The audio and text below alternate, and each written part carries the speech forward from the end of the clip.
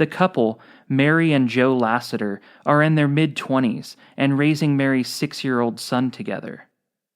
They love the house, with its large front windows that face the street, and the all-concrete backyard, which connects to their driveway. On a warm Saturday in October, just a few weeks after moving in, Mary pulls her white Acura Integra up the driveway, where it intersects with the backyard, so she can reach it with the hose. While she's cleaning the car, something shiny catches her eye, next to the front driver's side tire. Something that will finally make this location a point of interest for the investigation. A single woman's earring with a dark reddish smudge on the back. Thinking the earring might be important, Mary picks it up by its hook and puts it into a Ziploc bag before showing her husband. A few weeks later, on October 28th, the Lassiters are visited by a detective, whose name they can't recall, but who Joe later describes as big and bald and scary. And he starts to press them to find out if they're hiding anything they know. To assure them that they're cooperating, Joe Lassiter retrieves the earring from inside and hands it over to the detective.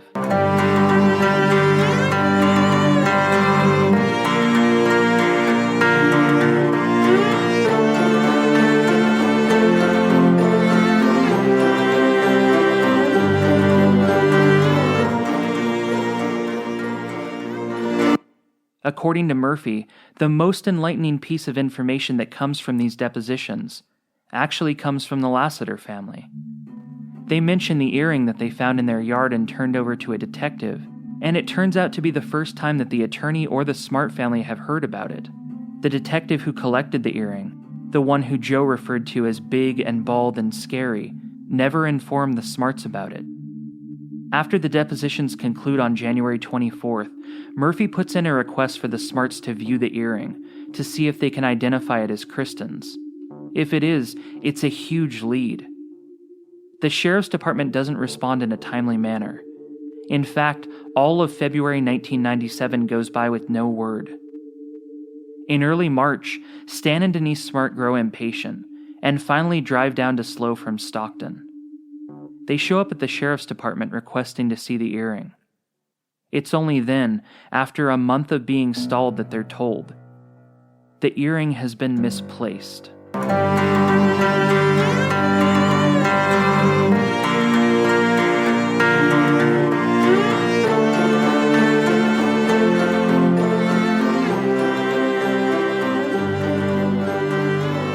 The identity of the sheriff's detective who collected and misplaced the earring has never been released, so I can't get a comment from him. Instead, I decide to look for Mary Lassiter. And I find her, living in the same town as me, just 1.9 miles away. And then I pulled my car up. His truck wasn't there, but I pulled it all the way up and opened the gates to wash my car. That's this accurate? Yes. Okay. And when I was washing the car, you see these little things in the driveway? Yeah, little cracks. Yeah, when I was done washing my rims and stuff, and I was cleaning up, I found an earring. And I was like, oh, it's probably from the previous, people that lived there. And so I went to my husband, and I'm like, look, what, and there was it was like a red thing, and it was like a smudge, like fingerprint look on the back. Just red, like maroon, like old looking. Mm-hmm. And a smudge that it was like half a fingerprint. And I was like, look, Joe, look at this. And I said, I'm going to put it in a baggie and in a file. And I put it with all the other things, all the hate mail I had, everything, right?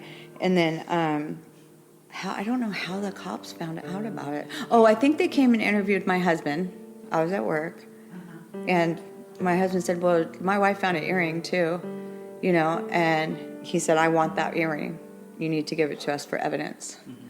And so my husband it was in a baggie, and he gave it to him, So, we didn't know what else to do, and so we gave it to him. And then when we had to go to our depositions, which was really, really weird and odd, and I was we're separate. We couldn't be together, me and my husband, with the Smarts. I've never met the Smarts before.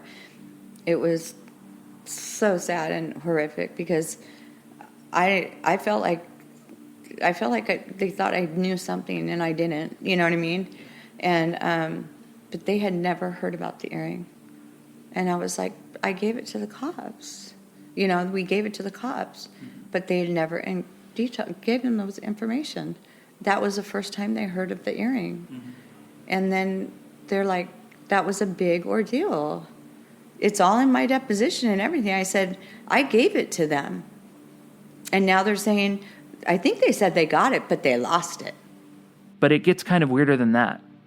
Sergeant Dave Petrowski tells the Mustang Daily that the earring was never even booked into evidence because they did a, quote, visual inspection and determined that it wasn't Kristen's.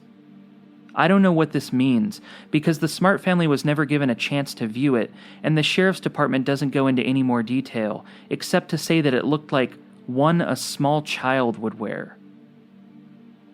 Because the earring's lost forever now, we can never know for sure. I made a note to ask Mary to draw me a picture from memory, but she's done me one better than that. Because earlier that week, she walked into the mall and bought a nearly identical pair. This is not the earring, but this is a lot smaller, but this is a clone to what it looked like, except for the turquoise was more in the teardrop shape of the earring too. Okay. James Murphy had a billboard. Yeah. And on that billboard, she's wearing a necklace that matched. Mm-hmm. And I told my husband, I said, look, that is one of her earrings. Mary's right about the similarity. In the picture on the billboard in the Arroyo Grande village, and many other from the same series of senior portraits, Kristen is wearing a necklace. Hanging in the middle are 3 silver pendants, each with a small blue-green stone in the center. It looks exactly like the stand-in earring she's holding in front of me. I'll clarify that whenever either of us describe the earring as silver or turquoise, we're actually describing the colors as opposed to the materials. Mary doesn't think that the earring she found was an expensive one, but something that a typical teenager would wear. The sheriff's department disagreed. Sheriff Ed Williams tells the Telegram-Tribune that Mary's description of the earring, quote, is not supported by the many people who saw it, but absent having the earring, we can't disprove that.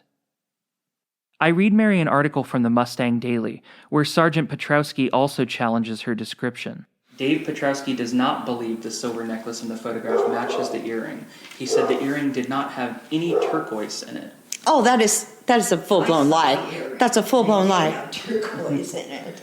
It says, while Murphy said Lassiter recalls that it did include turquoise, Petrowski says it certainly was not a match, but without it, I can't prove that. Wow. Could Mary's memory of the earring be wrong? If the earring contained no turquoise, as Sergeant Petrowski says, could her image of it have changed over the past 23 years to match Kristen's necklace on the billboard? Well, I can kind of answer that one, because in a Santa Maria Times article from January 24, 1997, more than a month before the earring was even reported missing, the Smarts say that Mary's description was that it contained a, quote, turquoise or turquoise-colored stone. So it's not her memory. Now the 2 options seem to be that either Mary is lying about what the earring looked like right from the start, or the sheriff's detectives were lying about what the earring looked like. I don't know which is the case, but one important thing to factor in is that if Mary was describing the earring this way before she even knew that it had been lost, then she was risking the sheriff's department releasing photos of it to dispute her description. And that's not what happened. Instead, it disappeared. This is where conspiracy theories about this case come in. Could the sheriff's department really have misplaced something this important? Or were they intentionally covering something up? I won't speculate on this because I have no idea.